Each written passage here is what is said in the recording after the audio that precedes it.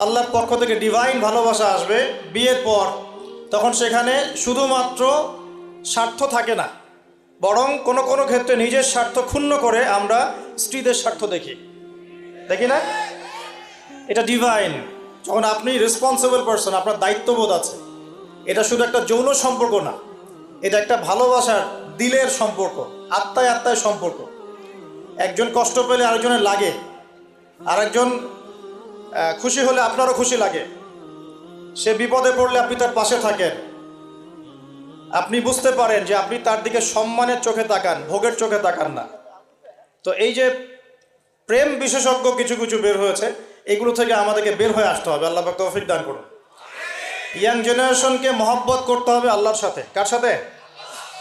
আল্লাহর সাথে মহব্বত করেন, তার রাসূলের সাথে মহব্বত করেন, তার কিতাবের সাথে মহব্বত করেন, রাসূলের সুন্নতের সাথে মহব্বত করেন। ইনশাআল্লাহ পুরো দুনিয়া আপনার হয়ে যাবে। ইনশাআল্লাহ দুনিয়া তো কিছুই না, পরকাল পুরোটাই আপনার হয়ে যাবে ইনশাআল্লাহ। আর আপনাদের জীবনের উদ্দেশ্য হবে আল্লাহর সন্তুষ্টি অর্জন করা। কি করা? যে কোনো কাজ হোক, যত ছোটই মনে হোক না কেন, হোক সেটা একটা ছোট্ট দিনই প্রজেক্ট বা বড় কোনো ভিশন। আপনি দিনের জন্য একটা মসজিদ মাদ্রাসা করেছেন, অথবা আল্লাহর জমিনে দিন একদম কায়েম করেছেন, ছোট হোক আর বড় হোক, কিছু একটা আল্লাহ রাব্বুল আলামিনের সন্তুষ্টির জন্য এই দুনিয়ায় করে যেতে হবে। আল্লাহ পাক তৌফিক দান করুন।